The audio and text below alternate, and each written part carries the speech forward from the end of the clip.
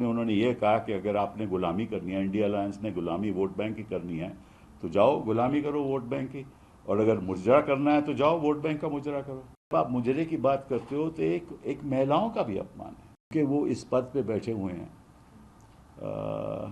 जिसकी एक अपनी गरिमा है, और उनका जो स्टेटस है वो पद से जुड़ा हुआ है। कि अगर आप मुजरे की बात करोगे और टूटियों की बात करोगे और बिजली काटने की बात करें तो वो तो विकसित भारत से कहीं दूर है ना। बिहार में जाकर उन्होंने कहा कि मैं आपको एक और गारंटी देता हूँ। वो जो गारंटी है ये है कि भाई जैसे ही चुनाव खत्म होगा तो तेजस्वी को जेल में भेजूंगा। ये कैसे तेजस्वी को जेल भेज सकते हैं? वो तो कानून की प्रतिक्रिया है। तो हमारे भगवान जी ने कुछ बातें कही हैं, उसके बारे में मैं कुछ चर्चा करूंगा, क्योंकि उन्होंने भाषणों में ये भी कहा है, उन्होंने भाषण में कई बातें कह दी हैं उन्होंने। पहले तो उन्होंने कहा है कि भाई आपके घर से जो पानी की टूटियां हैं वो ले जाएगा इंडिया अलायंस अगर सत्ता में आया, और अगर घर की बिजली है तो बिजली काट दी जाएगी, और जो बैंक में अगर पैसा है तो वो पैसा भी किसी और को दिया जाएगा। तो और साथ में उन्होंने ये कहा कि अगर आपने गुलामी करनी है, इंडिया अलायंस ने गुलामी वोट बैंक की करनी है, तो जाओ गुलामी करो वोट बैंक की, और अगर मुजरा करना है तो जाओ वोट बैंक का मुजरा करो।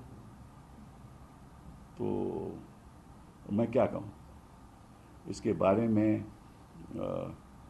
कोई भी नेता को कोई भी बात करना, मतलब कि अगर मैं आपत्ति भी दिखाना चाहूँ कि आपको ऐसा नहीं कहना चाहिए, वो भी अपने आप में अच्छा नहीं लगता, क्योंकि वो इस पद पे बैठे हुए हैं जिसकी एक अपनी गरिमा है, और उनका जो स्टेटस है वो पद से जुड़ा हुआ है। तो अगर पद के स्टेटस में इतनी आप गिरावट ले आओगे तो प्रधानमंत्री की बातों पे अब देखिए, आप सोशल मीडिया पे देखिए किस तरह से आलोचना हो रही है, और जब आप मुजरे की बात करते हो तो एक महिलाओं का भी अपमान है। बाकी तो अलग बात छोड़ो, आप कहना क्या चाहते हो? आप महिलाओं का अपमान करते हो, विरोधियों का अपमान करते हो, ऐसे शब्द इस्तेमाल करते हैं जो एक नेता को करने नहीं चाहिए। आप प्रधानमंत्री की बात छोड़ो, ये छोटे नेता जो हैं, जो हमारे काउंसलर हैं, उनको भी ये बात ऐसे नहीं करनी चाहिए। तो अगर आप ऊपर से मैसेज दोगे तो निश्चित रूप से नीचे में भी ऐसा ही होगा। वो एक कल्चर ऑफ हेट आप पैदा करना चाहते हो। आप अपनी बात बताओ कि आपने हिंदुस्तान के लिए क्या किया। अब इस तरह से तो आप विकसित भारत ला नहीं सकते, क्योंकि अगर आप मुजरे की बात करोगे और टूटियों की बात करोगे और बिजली काटने की बात करें तो वो तो विकसित भारत से कहीं दूर है ना। हम जानते हैं कि कौन व्यक्तिगत रूप में कौन कौन विकसित है, ये हम जानते हैं, बस देश को विकसित करना एक अलग बात होती है, और इसके लिए जो डायलॉग होना चाहिए इस किस्म का नहीं होना चाहिए।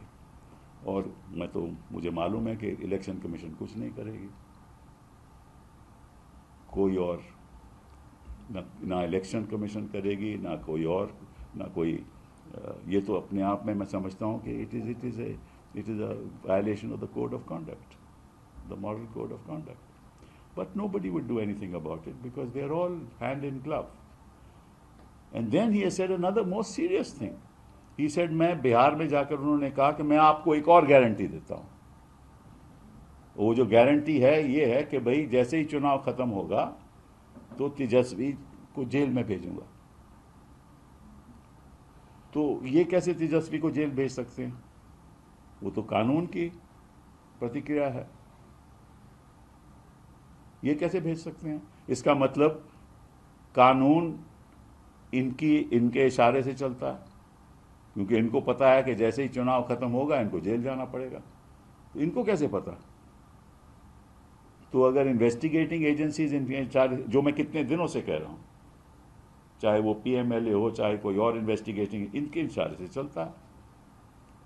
तो ये तो आज साबित हो गया, इनकी कन्फेशन हो गई कि मैं इशारा दूंगा तो आपको गिरफ्तार किया जाएगा।